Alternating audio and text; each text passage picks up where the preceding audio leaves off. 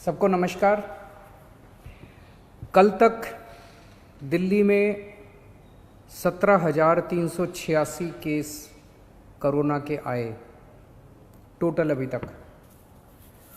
उसमें से 7,846 लोग ठीक होके घर चले गए, 9,142 लोग अभी भी बीमार हैं और 398 लोगों की मौत हो गई है कोरोना की वजह से।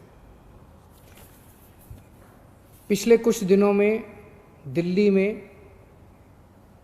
कोरोना की वजह से कोरोना के केस बढ़ रहे हैं, तेजी से बढ़ रहे हैं। इस बात को हम स्वीकार करते हैं। ये थोड़ा चिंता का विषय है, लेकिन घबराने की कोई ज़रूरत नहीं है। मैं आपका मुख्यमंत्री आपको ये भरोसा दिलाना चाहता हूँ कि आपकी सरकार कोरोना से 4 कदम आगे चल रही है। जितनी ज़रूरत है उससे कहीं ज़्यादा इंतज़ाम हम आपके इलाज के लिए कर रहे हैं। जैसा मैं हमेशा कहता आया हूँ कि हम परमानेंटली ज़िंदगी में लॉकडाउन नहीं कर सकते, सब कुछ बंद करके नहीं रहा जा सकता। आज कोई ये नहीं कह सकता कि 1 महीना लॉकडाउन और कर लो तो कोरोना ठीक हो जाएगा, या 2 महीना लॉकडाउन और कर लो तो कोरोना ठीक हो जाएगा। कोरोना रहेगा, और अगर कोरोना रहेगा तो कोरोना का इलाज करने का इंतज़ाम करना पड़ेगा। हमारी पूरी सरकार इस टाइम कोरोना के मरीजों का इलाज करने की तरफ ध्यान दे रही है। दिल्ली का मुख्यमंत्री होने के नाते 2 चीज़ों पे ही मेरे लिए चिंता होगी।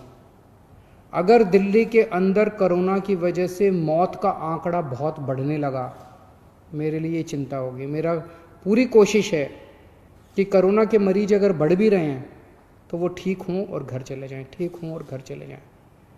तो मौत नहीं होनी चाहिए कोरोना की वजह से। इसको कम से कम रखने की हम पूरी कोशिश कर रहे हैं। और दूसरी चीज़, कोरोना की वजह से मान लीजिए 10,000 पेशेंट हो गए और हमारे पास 8,000 बेड हैं, तो मेरे लिए चिंता का विषय है। जब लोग इधर उधर के धक्के खाएंगे बेड के लिए, मेडिकल के लिए, इंतजाम के लिए, ऑक्सीजन के लिए, वेंटिलेटर के लिए, अगर लोगों को धक्के खाने पड़ेंगे, तब मेरे लिए चिंता का विषय है। और अगर बेड कम पड़ गए, ऑक्सीजन कम पड़ गई, वेंटिलेटर कम पड़ गए, पीपी किट कम पड़ गए, तो उसकी वजह से मौत भी ज़्यादा हो जाएंगी, क्योंकि उनको इंतजाम नहीं मिलेगा। तो इस तरफ हमने पिछले 1 हफ्ते में हमने बेड्स का खूब इंतजाम कर लिया है। आज दिल्ली में 17,386 अभी तक टोटल केस हुए। इनमें से केवल 2100 पेशेंट अस्पतालों में हैं, बाकी सब घरों के अंदर हैं। जो भी एक्टिव पेशेंट्स है घरों में हैं, घरों में इंतजाम कर रहे हैं, घरों में इलाज करा रहे हैं। 2100 पेशेंट अभी अस्पतालों में हैं। और हमारे पास पिछले 1 हफ्ते में हमने इस पर काफ़ी काम किया है। आज की डेट में 6600 बेड कोरोना के, केवल कोरोना के लिए 6600 बेड का इंतजाम कर लिया है। पिछले हफ्ते जब मैं आपसे मिला था 1 हफ्ता पहले, हमारे पास टोटल मिला के 4,500 बेड का इंतजाम था। पिछले 1 हफ्ते में हमने 2100 और बेड का इंतजाम कर लिया। 6600 बेड हैं आज हमारे पास। इन 6600 बेड्स में से केवल 2100 बेड के ऊपर पेशेंट हैं, 4500 बेड खाली पड़े हैं अभी अपने पास। और पिछले हफ्ते हमने ऑर्डर जारी कर दिए, 5 जून तक दिल्ली में 9,500 बेड्स तैयार हो जाएंगे। उनकी तैयारी चल रही है, ऑर्डर जारी कर दिए हैं। कई होटल्स को टेक ओवर कर रहे हैं हम लोग, होटल्स के अंदर बेड बना रहे हैं, वहाँ पे ऑक्सीजन कॉन्सेंट्रेटर लगाएंगे, अगर जरूरत पड़ी वहाँ भी ऑक्सीजन देने की, वहाँ भी ऑक्सीजन देंगे। तो 2100 पेशेंट्स के, केवल 2100 आज पेशेंट्स हैं, 6,500 बेड तैयार हो चुके हैं और 9,500 बेड और 1 हफ्ते के अंदर तैयार हो जाएंगे। तो आपको चिंता करने की ज़रूरत नहीं है। थोड़ा सा आपको ब्रेकअप दे देता हूँ। दिल्ली सरकार के जो अस्पताल हैं, इसके अंदर अभी तक हमारे पास 2,500 बेड थे। 5 जून तक 4600 बेड तैयार हो जाएंगे टोटल। केंद्र सरकार के अभी तक 2329 बेड थे, ये थोड़े कम हो गए हैं, 2229 बेड अब केंद्र सरकार के हैं अस्पतालों में। और प्राइवेट में सबसे ज़्यादा डिमांड थी, 677 टोटल अभी तक बेड थे। आज की डेट में 2677 हो गए हैं। 2500 से ज़्यादा बेड आज प्राइवेट में अवेलेबल हैं, प्राइवेट अस्पतालों में 2500 से ज़्यादा। और 5 जून तक 3677, 3500 बेड प्राइवेट सेक्टर में हमारे पास हो जाएंगे। अक्सर बहुत सारे लोग प्राइवेट में जाना चाहते हैं, कहते जी मेरे पास तो इंश्योरेंस है, मैं तो प्राइवेट में जाना चाहता हूँ। आपकी मर्ज़ी, आप कहीं भी जाइए, लेकिन आपकी जानकारी लेके बता दूँ, जैसे दिल्ली के सरकारी स्कूल बहुत अच्छे हैं, दिल्ली के सरकारी अस्पताल भी बहुत अच्छे हैं। अगर आप सरकारी अस्पतालों में जाएंगे तो आपको अच्छी व्यवस्था मिलेगी। एक आंकड़ा आपकी जानकारी के लिए, 14 मई को दिल्ली में 8,500 केस थे। 15 दिन बाद आज 17,000 केस हैं, डबल हो गए, 8,500 केस बढ़ गए। 14 मई को दिल्ली के अस्पतालों में 1600 मरीज थे, आज 2100 मरीज हैं। 8,500 पेशेंट बढ़ गए, लेकिन अस्पताल में केवल 500 मरीज बढ़े। मोटा मोटा मैं कहने की ये कोशिश कर रहा हूँ कि जितने लोगों को कोरोना हो रहा है, या तो उनको कोई सिम्टम नहीं हो रहा, या उनको इतना मामूली सिम्टम हो रहा है, थोड़ी सी खांसी, थोड़ा सा बुखार, कि अपने घर में इलाज कर रहे हैं। 15 दिन में 8,500 केस बढ़े, लेकिन अस्पतालों में केवल 500 केस बढ़े। तो चिंता करने की, बिल्कुल घबराने की ज़रूरत नहीं है। चिंता तो है, कोरोना के केस इतने बढ़ने नहीं चाहिए, हम भी नहीं चाहते। थोड़ा भी बुखार है तो क्यों तकलीफ होनी चाहिए अपने लोगों को। लेकिन अगर कोरोना है तो घबराने की ज़रूरत नहीं है। मोस्टली लोग, अधिकतर लोग ठीक हो रहे हैं और अपने घर पे ही ठीक हो रहे हैं।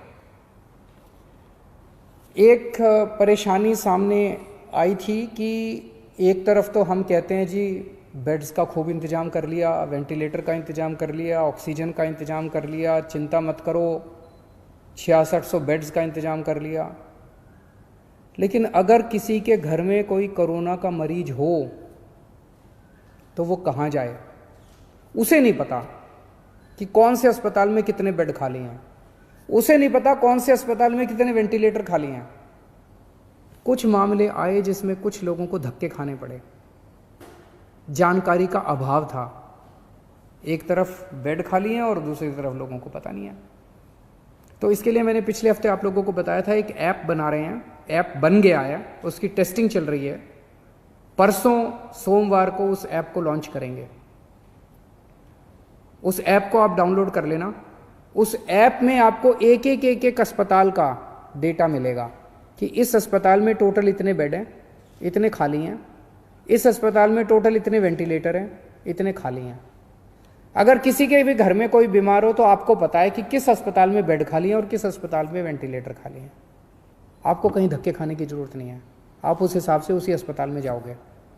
जिनके पास स्मार्टफोन नहीं है वो वेबसाइट पे जाके कर सकते हैं। वेबसाइट वेब पेज भी बना रहे हैं, और एक हेल्पलाइन 1031 जो है उसके ऊपर भी ये वाली सारी जानकारी आपको मिल जाया करेगी। तो इसके बाद मैं समझता हूँ कि आपको इधर उधर कहीं धक्के खाने की ज़रूरत नहीं पड़ेगी। एक मेरी सब लोगों से ये निवेदन है कि गंदी राजनीति के चलते कुछ लोग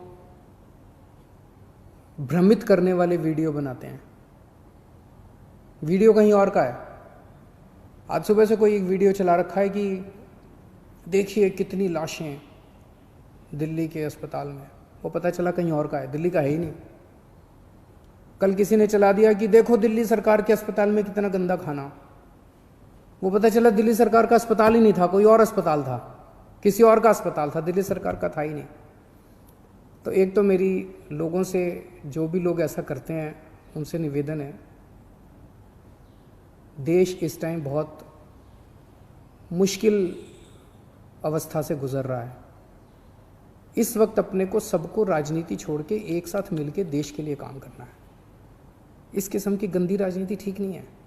ये अपने देश को कमज़ोर करती है, अपने समाज को कमज़ोर करती है, अपने लोगों को कमज़ोर करती है, व्यवस्था को कमज़ोर करती है। जब ये कल वीडियो आया कि दिल्ली सरकार के अस्पताल में खाना अच्छा नहीं है, मैंने फ़ोन किए सब जगह एमएस वगैरह को, इसको मैं पता करो ये क्या है। उनका मनोबल टूटता है। वो कहते हैं जी हम इतना अच्छा काम कर रहे हैं और फिर भी हमारे बारे में इस तरह से दुष्प्रचार किया जा रहा है। जो डॉक्टर, जो नर्स इतना आगे बढ़ के काम कर रहे हैं, आज दिल्ली के अंदर दिल्ली के डॉक्टर्स, दिल्ली के नर्सेज ने इतनी मेहनत करके दिल्ली के अंदर डेथ के फिगर को, मौत के आंकड़े को इतना कम रखा हुआ है, और आप एक किसी और देश का, किसी और शहर का वीडियो चला के कहते हैं दिल्ली में लाशों का ढेर। सोचो उनके मन पे क्या गुजरती है। उनकी मेहनत का हम एक तरह से इंसल्ट कर रहे हैं। ऐसा मत कीजिए। और अगर आपको ऐसा कोई वीडियो मिले तो आंख बंद करके उस पर भरोसा भी मत कीजिए। अक्सर कई सारे ऐसे वीडियो फर्जी चल रहे हैं। अगर कोई सच्चा वीडियो होगा मैं आपको भरोसा देता हूँ उसके ऊपर एक्शन लिया जाएगा, और हमने लिए हैं कि बहुत सारे ऐसे झूठे वीडियो भी चल रहे हैं। नमस्कार।